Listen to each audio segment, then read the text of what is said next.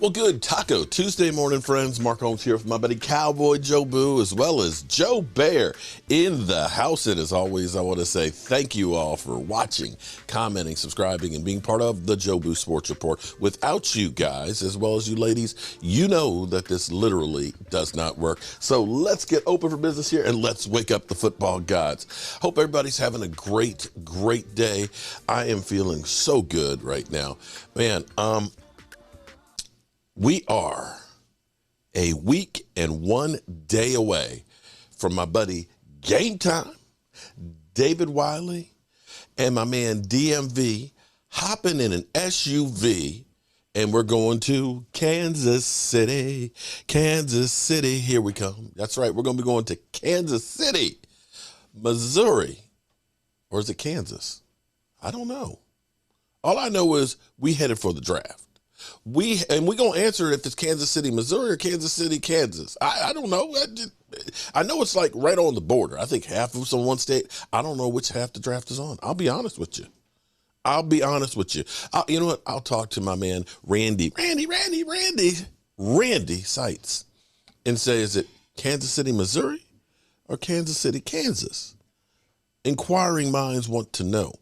So we cannot wait to get there. On Thursday night, we'll be there. We'll be broadcasting. I have my stuff set up. We were going to bring you coverage like nobody else. We're going to be hooking up with my man, Jay Tuck. We are going to be having a ball as we get our future Dallas Cowboy stars. And maybe, just maybe, we'll see some other people like Philly 500 melt down. But going in to today, we've got our Cowboys players who are beginning to do OTAs and working out, which is great because now they're getting in shape for the season. You know, Dak Prescott has already been working out with the guys at his house on the field and stuff. And reality is, football is really a all-year thing. Because as soon as the season's over, you're getting your body, scoped and cleaned up and worked on. You're keeping your body in shape and stuff. It's not like it used to be back when I was young. Players had regular jobs that they went to, and then, of course, at the summer, they'd have 6 weeks of training camp, 2-a-days, to literally get their ass in shape to play for the season. Now, your ass better be in shape when training camp rolls around. You are just getting the highlights of what you're going to be doing for the season. It's a totally different world. But I'm going to have to do something today that I can't stand doing. And that is actually giving some praise to the Eagles. The Eagles getting Jalen Hurts' contract done. They appeased the player and got him happy. They got the contract done before the other players got their deals done, where the price would go up even more. You made him say, hey, I'm the highest paid quarterback in the NFL. But they also did it without messing up their salary cap. As you look at the numbers for Jalen Hurts, $6 million cap hit the first year, 13 the second. And you look at that versus Daniel Jones's contract, the cap hits that he literally took. Let me pull it up real quick. Let's see. Because it's crazy. It's like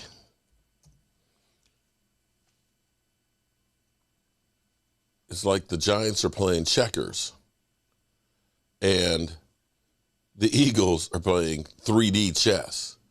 So Daniel Jones' cap number is $21 million this year, $45 next year, $39 in 2025, and $56 in 2026. I'm amazed. I'm amazed that literally Jalen Hurts' first 2 years will be less than what they're paying Daniel Jones in 23. Now, the giveaway on this, of course, is the problem. The Giants can walk away from Daniel Jones's contract in 2 years. They decide to get rid of him in 2025. They'll take an $18 million dead money hit, which will be chump change in comparison to paying him $39 million. Jalen Hurts, I haven't seen the breakdown yet of how it is, dead money and stuff. It's not out on Over the Cap or any other sites just yet. But I'm imagining that with the no trade clause and with the way it's structured, with so much of the money is coming down the pipe later on, you're not going to be able to get rid of him for probably 3 or 4 years at best. So it's basically betting on Jalen Hurts being that guy for many years to come. Daniel Jones is painful right now, but if it doesn't work, you can get rid of him in 2 years. So that's the difference. And the thing is when you look at the way the salary cap is going, before the COVID year, they were talking about the salary cap being somewhere around $470 million per team. Now, that changed because of COVID, brought some money back down. In fact, some of the money from this year's cap is still paying back some of the lost revenue for past years. This year is the first year that you're beginning to see some of that new money going onto the cap. And when you start getting the direct TV and more of the gambling money that's going to go in there, you're going to see a major, maybe $50 million increase next year, maybe even more. So for them to be able to say, we're just going to kick that thing. We believe in Jalen Hurts, that he's going to be here, our quarterback, next 4 or 5 years. We can kick that money way down the road.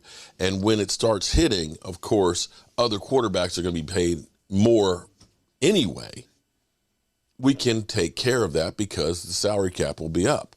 And that's the key on this is they were wise to get it done sooner than later. And that's where the Cowboys should be looking at as well.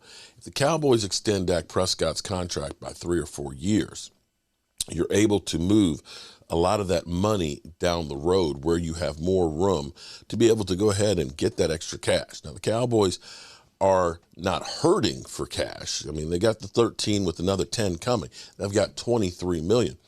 But if you did happen to have a little extra cash, it's kind of like me working on the red brick house. If I have a little extra cash, well, maybe we end up doing, something that's a little nicer. We do an extra addition onto it, or we make the deck a little bit wider. Maybe we put a fire pit out there, or you get some picnic tables. When you have extra money, you can do things to make things better. And that's where the Cowboys could say, hey, we just redid Dak Prescott's contract. Instead of it being 24 this year, it's going to be 10. We got $14 million, extra, on top of what we have. $14 million extra. Maybe we go ahead and, we get a defensive tackle, a hired assassin, somebody, kind of like the Ndamukong Suh role. Ndamukong's talking about retiring, and I'm not suggesting him per se, but a player like that, or 3. Because that kind of money you can do quite a bit with. Maybe you say, we're going to go crazy and we're going to go get a Devin White or a DeAndre Hopkins with that extra money. And that's the difference of why the Eagles were able to go to the Super Bowl. I got to give it to Howie Vision that they were wise with how they used their money. They had less money going into the offseason, I believe, last year than we did. And you can look at all the moves that they made. They lost some players this year, but doing this contract for Jalen Hurts now lets the Eagles' store be wide open again. So you have to look at this and say, hey, they're doing things that I wish the Cowboys could right now.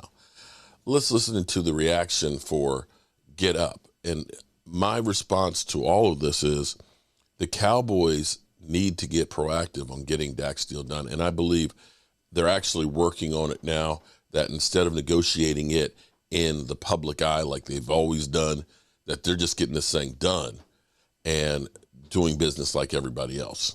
Filled with huge news, we get next to this one in Philly. The Eagles and quarterback Jalen Hurts agreeing to a 5-year, $255 million extension that includes over $179 million guaranteed dollars. That is behind Deshaun Watson's now legendary deal of $230 million guaranteed, and Kyler Murray got a little more as well, almost $190 guaranteed. It is the largest contract on a per-year basis in history, just ahead of those signed by Aaron Rodgers and Russell Wilson. Of the 7 highest-paid players in average annual value. Hurts joining Wilson as the only ones drafted outside round 1. Hurts' extension includes a no-trade clause, which is a first in Eagles history. So let's dive in here because it's so many numbers. And you see Harry Douglas with us as well, Lewis and Dan Graziano. I'll start with you. So many numbers. How would you describe what this contract actually is in the way it impacts? We get it. It's a lot of money for him. Congratulations. The way it actually impacts the team. It's a win-win for Jalen Hurts and the Eagles. Right? He gets his money. An incredible story, a guy that was benched in college and a second-round pick behind a guy that had already been signed long-term in Carson Wentz, right now the highest-paid player in the sport in terms of average annual salary. But when you look at the deal and how it breaks down, very, very low salary cap numbers in the first couple of years of the deal. You see it here. The Eagles were able to structure the contract in such a way that he will not crush them against the cap until such time as the cap is a figure we can't currently even imagine by 2026, 2027. So it's good that it got done early. He could have probably gotten more if he'd waited until Lamar or Burrow or somebody like that. But he didn't care. This is a good enough deal. They got it done before the offseason program started, so they don't have to answer questions about it. Never any issue about do they want him back, et cetera. It's a win-win all the way around. What's it mean, Lewis? Yeah, look. For the Philadelphia Eagles, it means that they can continue on with their work as far as building out the rest of this roster and being able to be players in free agency. Because when you have a franchise quarterback that's on a contract in the first 4 years averages $18 million against the cap, you're doing some good work. You have struck a deal that's good for you, obviously makes the player happy, and now you also sleep very well at night with this young man in particular because you know what? Contracts are supposed to present future performance value, not what you've done in the past. Although some people say, I need to get paid based off of what I've done before as if it's a reward. No, it's supposed to represent what are you going to do in the future. If you're the Philadelphia Eagles management, you have any worry about this guy? Do you have any worry about how he is going to approach his job based off of where he has come from and where he is now? You have none. You have none. This makes you sit back and go, that's done. Now let's get on to the rest of the business of making sure that this roster is strong enough to get over the hump, meaning the Kansas City Chiefs or whoever they're going to meet in the Super Bowl if they can get back there. Perfect work. I'm with you, and I want to talk about the business impact of it. But, Harry, let's just take a moment and focus on the young man because this is the kind of thing, and I think RG3 was tweeting about this yesterday, you make movies out of this sort of thing. It starts with him being benched at halftime of the national championship game in college, and it ends with him, with the headline on ESPN, Harry, highest paid player in NFL history. I mean, if there's ever anyone you feel good for, it's Jalen Hurts. It is 100% Greeny. Through adversity, he shined like the star he is. And you go back all the way to 2016. He led Alabama to a national championship game. He lost to Clemson, went the following year, got benched at halftime, stayed at Alabama, didn't transfer right away, came into the SEC championship game when they needed him, and Tua went down, led them to a victory there again, transferred to Oklahoma, defeated the odds, became a Heisman candidate. Then he got drafted. A lot of people told him he probably should switch positions as well. Beat out Carson Wentz for the job. Now, in his third year, he led this team to a Super Bowl and actually played damn well in that game. But you talk about the leadership qualities. This is the type of guy that you want to sign. This is the type of guy that you want leading your team because he's faced that adversity, but he also showed that he can lead on top of having to play on the football field. Can't stress enough. He was never supposed to play for the Eagles. Right. They had just signed Carson Wentz to a long-term contract. They took him in the second round, figuring, hey, what if something goes wrong? Maybe you can trade him at some point. This is an incredible story of a guy whose character and work ethic have carried him to this point. You know what you just said, character, and in particular, his football character. Look, personal character really represents what you do off the field outside of the football, outside of the purview of the coaching staff. But his football character, what he does inside the building, is what makes this guy who he is. That is the most important part when you're talking about player evaluation anyway, Greeny. We can all sit there and measure ball speed, height, weight, jumping ability, but it's really like this is that thing it's the imperfect part of the evaluation process with him because you're right. Me, you, 99% of the population didn't think that his story would end this way, but he did, and it's such an uncommon type of intrinsic motivation that he has that if it was common, you'd see this kind of thing happen all the time, but it's uncommon.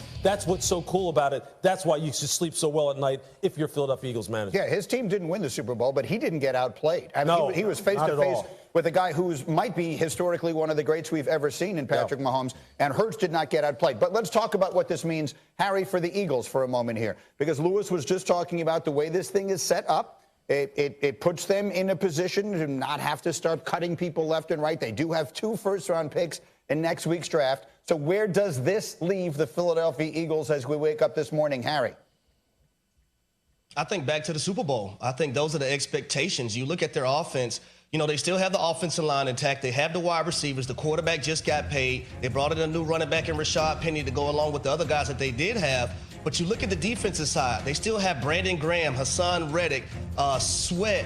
You look at the secondary, you know, with Bradbury and Darius Slade. They still have a lot of these main pieces in play to make a run at another Super Bowl appearance and potentially winning it all.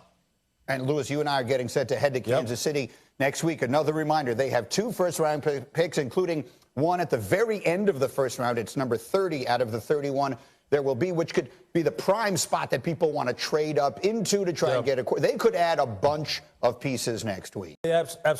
That pick is going to be the interesting one for me because I think philosophically, Greeny, look, some people have penciled in, you know, maybe they go after a guy like Brian Branch because they need a safety, slot type of guy, a do-it-all type of dude. Philadelphia builds their things front to back. Pass rush, pass rush, pass rush. Nolan Smith from Georgia, to me, makes so much sense. That kind of speed off the edge. Remember in the Super Bowl, I don't care about the field, folks. I know everybody was slipping around, but they couldn't get to Patrick in that game. That was the problem. Nolan Smith, that's what I'm mocking there. One of the edge rushers that we will see get his name called early next weekend. And so quickly, and we'll come back to this part of it, but a lot of people will wonder, okay, so Jalen Hurts got his deal. We were saying, well, Lamar Jackson's deal will get done. Well, let's see what happens with Hurts. Let's see what happens with Burrow. Let's see what happens with Herbert. Well, now we've seen what happened with Hurts. Yeah. What impact does this have, if any, on Lamar Jackson's situation in Baltimore? If you're looking at the negotiation between Lamar Jackson and the Ravens, this is a good deal for the Ravens' case and not so much for Lamar's. Right. Because what he's been looking for, as we understand it, is a guaranteed money in excess of what Deshaun Watson got, $230 million guaranteed at signing. Jalen Hurts got $110 million guaranteed at signing, not even close. That tells you that the Ravens' point, which is the Browns-Watson deal is an outlier and we shouldn't have to negotiate off of that, is winning the day so far. All right, let me leave that there for the moment. There's a lot more to be said about that, and we will come back to it as we go. Plus, Lewis is going to make a point about Aaron Rodgers. It's going to upset me greatly. But first, this morning's wake-up call. All right, so thoughts.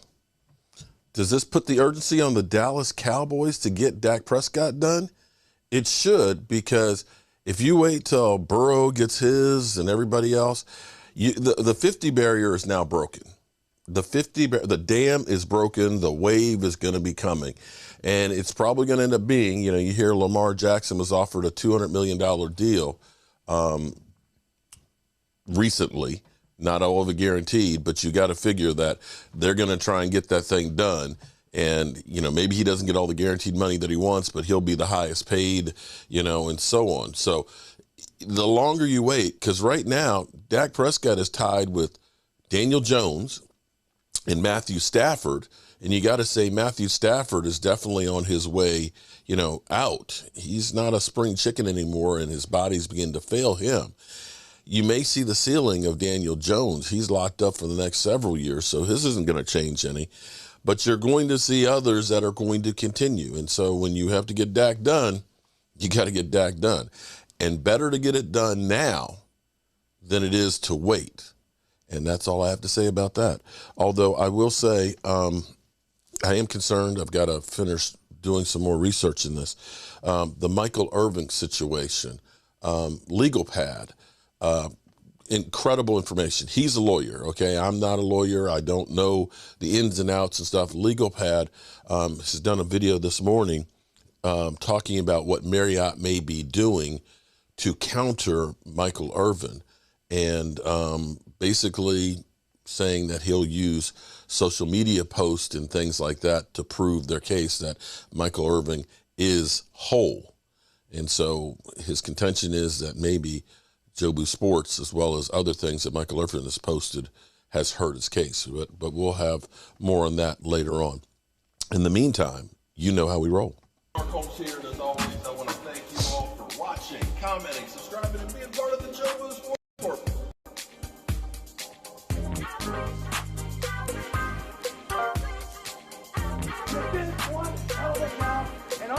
Once I get to saying